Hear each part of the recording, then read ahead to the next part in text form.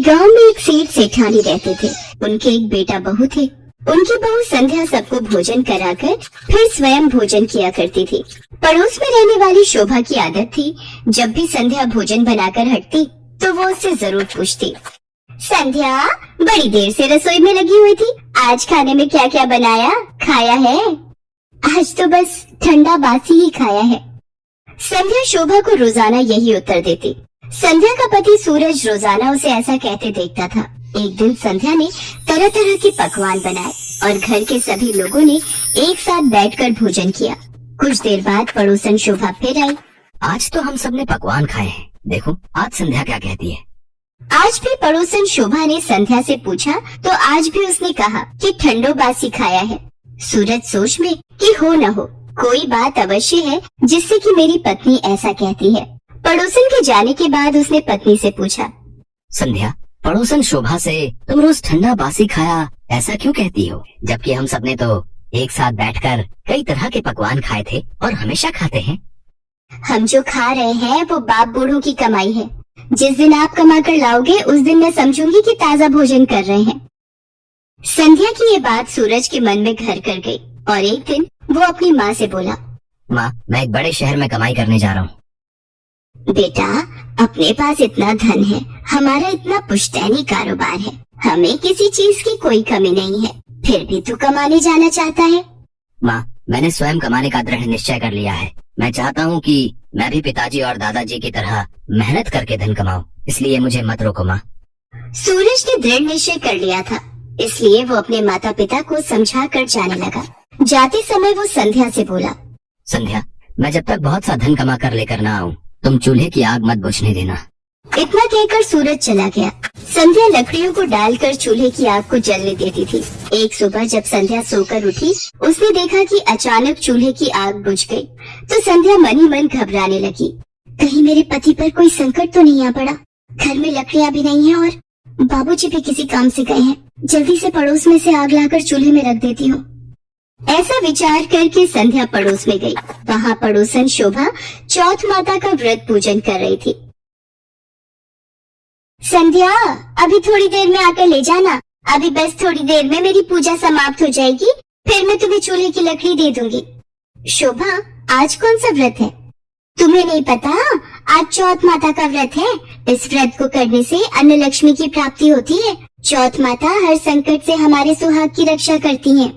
शोभा मैंने इस व्रत को कभी नहीं रखा, क्या तुम इस व्रत को रखने की विधि मुझे बताओगी? हाँ जरूर। संध्या ने भी उस दिन चौथ माता का व्रत किया। शोभा के कहे अनुसार दीवार पर चौथ माता बनाई, उनसे अपने पति की सलामती के लिए पूजा प्रार्थना की। उस दिन घी गुड़ का चूरमा बनाकर रात्रि को चंद्रमा को अर्घ्य देकर भोजन किया। हे चौथ माता मेरा मन बहुत बेचैन है, मेरे पति सकुशल घर लौट आए, बस यही मनोकामना है। मैंने सुना है चौथ माता जो भी आपका व्रत पूरे श्रद्धा भाव से करता है आप उसके मन की मुराद अवश्य पूरी करती हो। मेरी मुराद पूरी कर दो माँ, मेरे पति को वापस भेज दो। संध्या की प्रार्थना चौथ माता तक पहुँचती है और वो सूरज को सपने में दर्शन देती है। बेटा सूरज उठो, तुम्हारी पत्नी तुम्हें बहुत याद कर रही है, अब तुम्हें घर लौटना चाहिए। माँ मेरा अभी हिसाब किताब बहुत करना बाकी है। तुम चिंता मत करो, कल शाम होने से पहले तुम्हारा सारा हिसाब किताब निपट जाएगा, बस तुम जाने की तैयारी करो। इतना कहते ही चौथ माता अंतर्ध्यान हो गई और ऐसा ही हुआ। शाम होने तक सूरज ने सारा हिसाब किताब निपटा कर तैयारी की और कमाया हुआ धन दौलत लेकर चल दिया। रास्ते में एक बड़ा सा काला नाग फन फैलाए बैठ गया। वो सूरज से बोला, आज तो मैं तुझे डसूंगा, आज तेरी आयु पूरी हो गई है।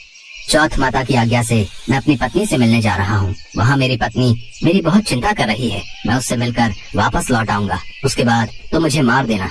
अगर तुम लौट कर नहीं आए तो तुम्हारे घर आकर तुम्हें डस लूंगा। सूरज ने सर्प को वचन दिया और अपने घर पहुँचा। वहाँ सभी से हंसी खुशी से मिला, पर उसका ध्यान अभी भी उसी तरफ था, इसलिए वो उदास था। संध्या ने चिंता का कारण पूछा तो सूरज ने काले नाग वाली बात बताते हुए कहा, संध्या यदि मैं उस नाग के पास नहीं जाऊंगा तो वो घर आकर ही मुझे डस लेगा। आप घबराओ नहीं, आप आराम से सो जाओ, बाकी सब मुझ पर छोड़ दो और मुझे चौथ माता पर विश्वास है, कि वो मेरे सुहाग की सदैव रक्षा करेंगी। संध्या के कहने पर सूरज सो गया। संध्या का कमरा छत पर था, जिस पर 7 सीढ़ियां थीं।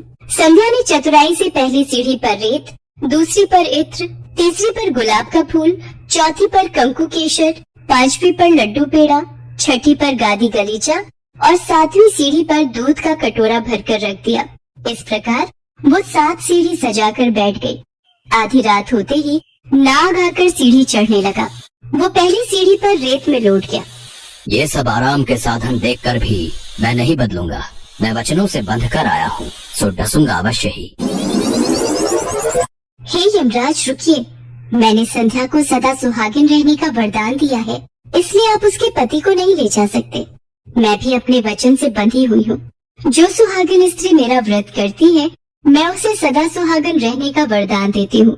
यदि मेरा वरदान झूठा होगा और आपने संध्या के पति के प्राण हर लिए, तो संसार में धर्म कर्म और इस चौथ व्रत पूजन को कौन मानेगा।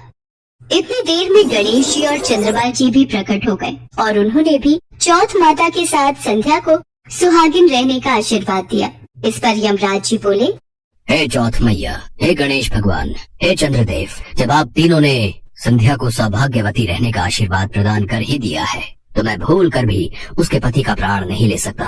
हे चौथ माता, आपके व्रत और पूजन करने वाली सुहागन स्त्रियों का सुहाग सदैव अमर रहेगा। उनके पति को कोई भी संकट नहीं छू पाएगा। ये आज आपने सिद्ध कर दिया। जय चौथ माता की। इतना कहते ही सभी देवी देवता वहाँ से अंतर्ध्यान हो गए। सुबह उठकर सूरज ने देखा कि उस पर आया संकट टल चुका था। सबने मिलकर चौथ माता को धन्यवाद किया। संध्या के सास ससुर भी अपने बेटा बहू को आशीर्वाद देते हैं।